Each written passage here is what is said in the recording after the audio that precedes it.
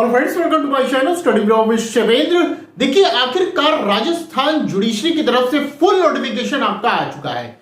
इससे पहले एक शॉर्ट नोटिफिकेशन आया था जिसके बारे में मैंने आपको बताया था। अब आज की डेट में क्या है, फुल नोटिफिकेशन राजस्थान जुडिशरी की तरफ से आप लोगों के लिए आ चुका है। इसमें सबसे बड़ी तब्दीली की बात की जाए तो सिलेबस को लेकर है। सिलेबस में कुछ चेंजेस किए गए हैं। चेंजेस तो नहीं कहा जा सकता है, कुछ आपके जो पेपर हैं उनको ऐड कर दिया गया है। जो पहले थे वो तो उसी तरह हैं, लेकिन कुछ पेपर जो हैं वो बढ़ा दिए गए हैं। इसके साथ साथ जो आपके पुराने वाले एक्ट थे, जैसे हम कहें आईपीसी, सीआरपीसी, एविडेंस, ये तो आपको पढ़ना ही पढ़ना है। अब नए एक्ट भी पढ़ना है, मतलब दोनों एक्ट को आपको पढ़ना होगा। पुराना वाला भी एक्ट पढ़ना होगा, नया वाला भी एक्ट आपको पढ़ना होगा।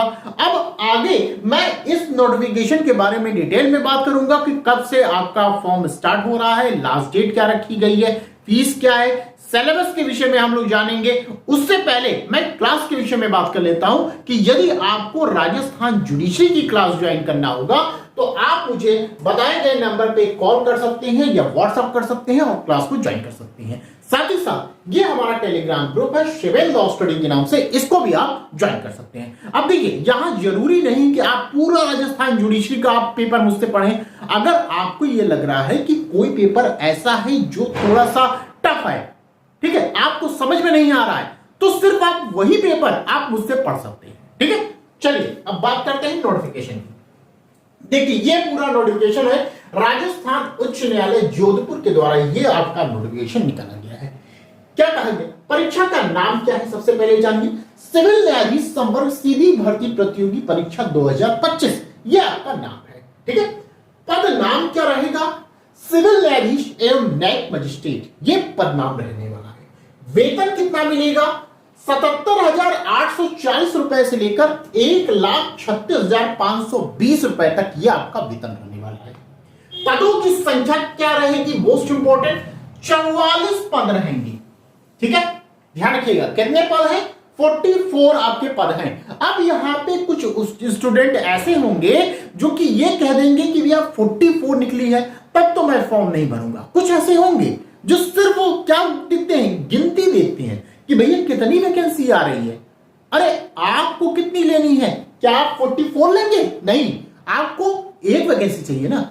तो भैया 44 निकल रही है, 10 निकल रही है, 5 निकल रही है, आप फॉर्म को भरिए, एग्जाम हॉल में बैठिए, अपने आप को प्रूव करिए कि क्या आप उस योग्य हैं कि आप राजस्थान जुडिशरी की वैकेंसी को आप क्वालिफाई कर सकते हैं, या किसी भी अन्य स्टेट के जुडिशरी की वैकेंसी की क्वालिफाई आप कर सकते हैं, आप उस योग्य हैं। आप अपने आप को चेक करिए। आप पहले ये चेक कर लेते हैं कि भैया 44 वैकेंसी निकली है, आप कहां का भरेंगे, मुझे आप बता दीजिए। मान लीजिए आप यूपी के हैं, आप ये समझते हैं कि मैं यूपी का खाली भरूंगा। अब आप देखते हैं कि भाई राजस्थान में तो 44 निकली, मैं नहीं जाऊंगा। अब मान लीजिए यूपी में कहीं 20 ही निकली, 25 निकली, 30 निकली या 44 ही निकली, तो आप क्या करेंगे, नहीं भरेंगे, भरना होगा ना। तो आप भरिए, कहीं का भी निकल रहा है, आप 44 निकल रही है, आपको एक चाहिए, तो फॉर्म को भरिए कृपया करके। ठीक है, और अपनी तैयारी में आप लग जाइए। चलिए, एक तो वैसे ही वैकेंसी नहीं आ रही थी इतने दिन से, अब इस 2025 में आपका वैकेंसी आना शुरू हुआ, तब आप लोगों का अब ये रहेगा कि 44 निकली, 45 निकली। अरे वैकेंसी निकली वही बड़ी बात है, आप फॉर्म भरिए, अपनी तैयारी में लग जाइए। ठीक है, चलिए आगे देखते हैं। अब देखिए, कहा जा रहा है ऑनलाइन आवेदन करने की प्रक्रिया क्या होगी। ये जो एप्लीकेशन है या फॉर्म जो भरेंगे आप, ये ऑनलाइन भरेंगे, ध्यान रखिएगा। साथ ही साथ ये आप ऑनलाइन फॉर्म कहां पे जाके भरेंगे, तो इनकी वेबसाइट पर, वेबसाइट का नाम क्या है, www.hcraj.nic.in, ये आपका वेबसाइट है। यहां पर जाकर आप फॉर्म को फिलअप करेंगे। ठीक है, आगे चलते हैं। अब देखिए, आवेदन करने की समय सीमा क्या होगी, मोस्ट इंपोर्टेंट, 1 मार्च 2025 से फॉर्म स्टार्ट हो रहा है। लास्ट डेट क्या रखी गई है, ये स्टार्टिंग डेट है, लास्ट डेट क्या रखी गई है, 30 मार्च 2025, ये आपकी लास्ट डेट रखी गई है। अब ऑनलाइन परीक्षा शुल्क जमा करने की क्या डेट रहेगी, सेम वही डेट रहेगी, 1 मार्च 2025 से 31 मार्च 2025, ये लास्ट डेट। ठीक, अब देखिए यहां पे क्या कह रहे हैं, देखिए बार बार मैं आपसे कहता हूं, वही चीज इन्होंने स्पष्ट शब्दों द्वारा कह दिया। कि अधिकतर स्टूडेंट को यह नहीं समझ में आता है कि जिस दिन आपका फॉर्म स्टार्ट हो रहा है तो वो लास्ट डेट का इंतजार करते हैं कि भैया 30 तारीख 30 मार्च बहुत टाइम है, आराम से भरेंगे। तो आराम से भरने के चक्कर में और फॉर्म ही नहीं भर पाएंगे। ठीक है, कभी मान लीजिए बिजी हो गया, आपका जो सर्वर है वो डाउन हो गया, तो ये सब चीजें लगी रहती हैं। तो जब आपका फॉर्म स्टार्ट हो रहा है तो उसके एक हफ्ते के अंदर आपका फॉर्म भर जाना चाहिए। ठीक है, ये आप ध्यान रखिए। इसीलिए देखिए यहाँ पे बताया भी गया है कि आवेदकों को सलाह दी जाती है कि ऑनलाइन आवेदन की अंतिम दिनांक व समय का इंतजार किए बिना यथाशीघ्र निर्धारित परीक्षा शुल्क अदा कर ऑनलाइन आवेदन करें। तो राजस्थान के तरफ से भी आप लोगों के लिए यहां पे क्या है, सलाह दी जा रही है। ठीक है, चलिए आगे चलते हैं। अब देखिए यहां इन्होंने लिखा है प्रारंभिक एवं मुख्य परीक्षा का स्थान, माह एवं दिनांक के विषय में बताया गया है। कह रहे हैं राजस्थान उच्च न्यायालय द्वारा प्रारंभिक एवं मुख्य परीक्षा कहां होगी, जोधपुर में होगी और जयपुर, 2 सेंटर जोधपुर एवं जयपुर में आयोजित किया जाएगा। आवेदक अभ्यर्थियों की संख्या अधिक होने पर यह अन्य मुख्यालयों पर भी यह आयोजित किया जा सकता है। ठीक है, और स्थान, माह, दिनांक में परिवर्तन करने का अधिकार किसको होगा, राजस्थान उच्च न्यायालय के पास होगा। आगे चलते हैं हम लोग। अब देखिए यहां पर एग्जामिनेशन फीस की बात की जा रही है। एग्जामिनेशन फीस कितना ली जाएगी, 1500 रुपए लिया जाएगा। किससे, जो जनरल के कैंडिडेट हैं उनसे लिया जाएगा, ओबीसी हैं उनसे लिया जाएगा। वहीं 1250 रुपए लिया जाएगा, ये किससे लिया जाएगा, राजस्थान राज्य के जो अन्य पिछड़ा वर्ग हैं उनसे 1250 रुपए लिया जाएगा। फिर 800 रुपए लिया जाएगा, ये किससे, ये राजस्थान राज्य की जो एससी हैं एसटी हैं उनसे लिया जाएगा। वहीं पर कोई भी आपकी फीस नहीं दी जाएगी। ये किनसे नहीं ली जाएगी, जो दिव्यांगजन है उनसे कोई भी फीस यहां पर नहीं ली जाएगी। ठीक है, आगे चलते हैं। अब देखिए यहां पर वैकेंसी के बारे में कहा जा रहा है कि 2025 चल रहा है, इसमें टोटल वैकेंसी 44 निकाली गई है। इसमें कितनी किसको मिली है, तो 17 जो आपकी वैकेंसी ये जनरल के लिए है, एससी के लिए 7 है, एसटी के लिए 5 है, ओबीसी के लिए 9 है, ईडब्ल्यूएस के लिए 4 है, वहीं एमपीसी के लिए 2 वैकेंसी यहां पर निकाली गई है। ठीक है, ये चीज ध्यान रखिएगा। आगे चलते हैं हम लोग। देखिए यहां पर कहा गया है मिनिमम एकेडमिक क्वालिफिकेशन की बात की जा रही है। यहां पे कह रहे हैं कि आपके पास लॉ की डिग्री होनी चाहिए। तो कम से कम योग्यता क्या होनी चाहिए, लॉ की डिग्री। लेकिन उसके साथ साथ कह रहे हैं कि हिंदी भाषा व राजस्थानी बोलियों की भी थोड़ी बहुत जानकारी आपके पास होनी चाहिए। और एक जो कंफ्यूजन बना रहता है स्टूडेंट के मध्य कि क्या लास्ट सेमेस्टर वाले भी राजस्थान जुडिशरी का फॉर्म भर सकते हैं, तो बिल्कुल भर सकते हैं। जिनका मान लीजिए जो 3 साल है तो उनका लास्ट सेमेस्टर, यदि 5 साल है तो उनका लास्ट सेमेस्टर। तो जो लास्ट सेमेस्टर में, लास्ट ईयर नहीं कह रहा हूं, लास्ट सेमेस्टर में जो होंगे वो इस फॉर्म को फिल कर सकते हैं। लेकिन शर्त ये रहेगी कि जब आप मेंस देने जाएंगे तो आपके पास मार्कशीट होनी चाहिए आपके एलएलबी की। ठीक है, ये ध्यान रखिएगा।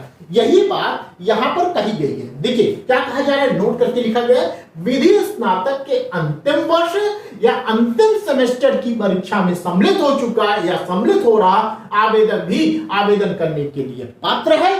परंतु ध्यान रखिएगा, ऐसे आवेदक को वांछित शैक्षणिक योग्यता मुख्य लिखित परीक्षा से पूर्व धारित करनी होगी और उसका प्रमाण पत्र मुख्य लिखित परीक्षा होने के 7 दिन के भीतर रजिस्ट्रार राजस्थान उच्च न्यायालय जोधपुर के कार्यालय में प्रस्तुत करना होगा। ठीक है, तो यहां आप ध्यान रखिएगा।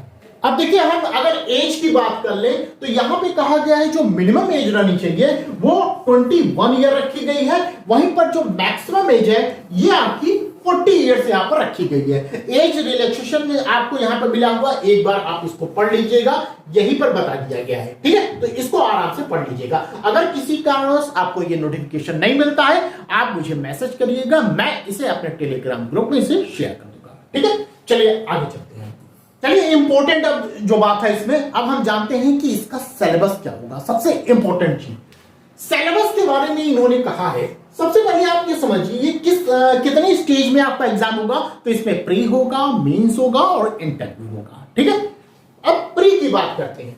प्री में इन्होंने कहा 70% जो वेटेज होगा वो किसका होगा, लॉ पेपर फर्स्ट और लॉ पेपर सेकंड का होगा। वहीं पर जो 30% वेटेज होगा ये किसका होगा, ये आपका हिंदी का होगा और इंग्लिश लैंग्वेज का होगा। तो आपको पता होना चाहिए कि जो आपका प्री का पेपर होगा उसमें लॉ भी आएगा और लैंग्वेज भी पूछा जाएगा। लैंग्वेज में हिंदी और इंग्लिश दोनों रहेंगे, ठीक है। और कितने क्वेश्चन रहेंगे, 100 आपके क्वेश्चन यहां पर पूछे जाएंगे। और सबसे बड़ी बात कि यहां पे कोई भी नेगेटिव मार्किंग का प्रावधान यहां पर नहीं है, ये ध्यान रखिएगा, ठीक है।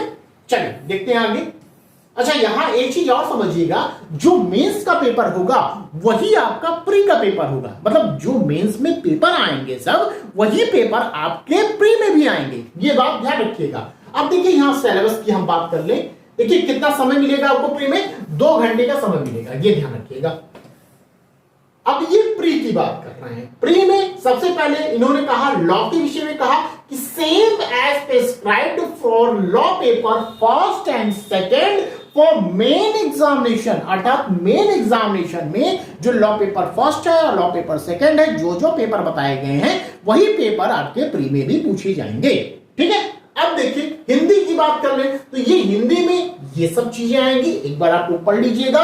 फिर इंग्लिश में क्या आएगा, ये इंग्लिश है, इंग्लिश में ये सब चीजें आएंगी, क्लियर। फिर आगे बात करते हैं मेंस की।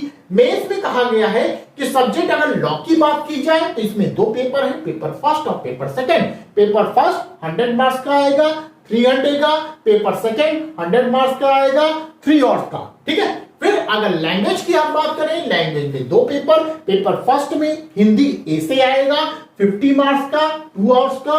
वही पेपर सेकंड इंग्लिश आपका ए से रहेगा 50 मार्क्स का, 2 आवर्स का।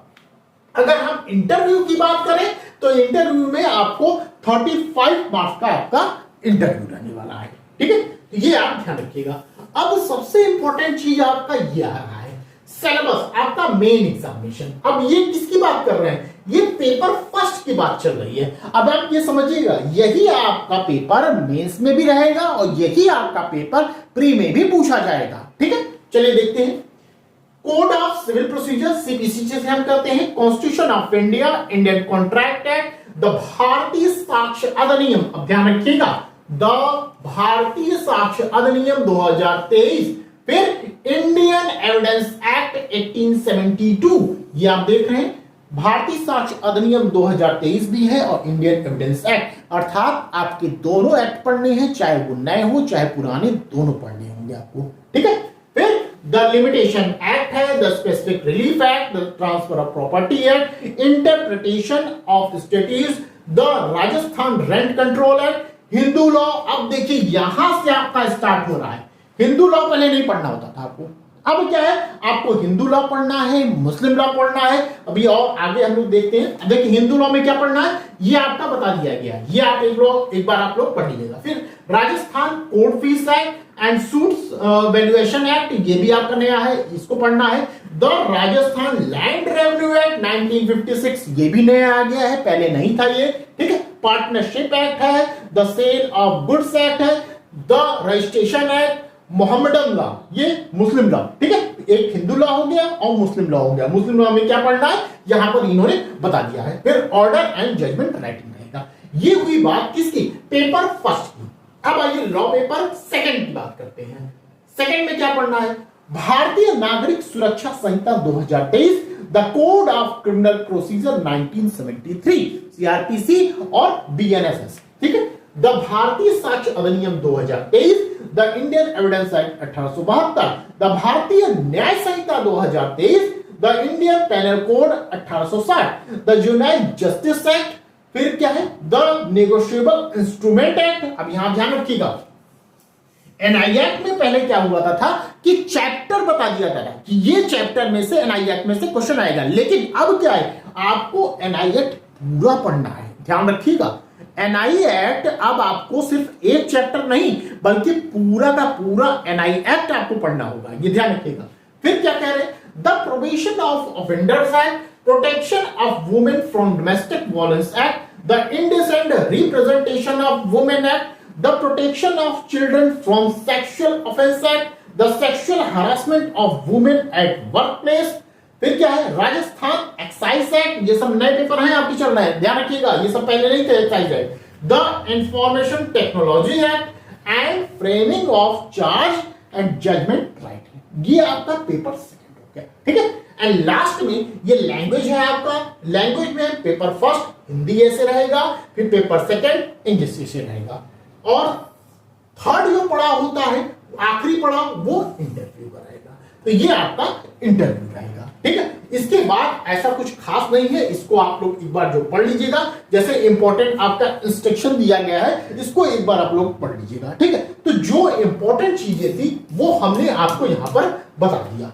आई होप मेरे द्वारा बताई गई जानकारी आपको पसंद आई होगी। यदि पसंद आई हो तो प्लीज वीडियो को लाइक कर दीजिएगा, शेयर कर दीजिएगा। चैनल पे यदि आप नए हैं तो चैनल को सब्सक्राइब करना बिल्कुल मत भूलिएगा। साथ ही साथ अगर आपको क्लास ज्वाइन करनी होगी तो बताए गए नंबर पे आप कॉल कर सकते हैं और क्लास को ज्वाइन कर सकते हैं। तो बस आज के लिए इतना ही, फिर मिलते हैं नेक्स्ट वीडियो में। Thank you.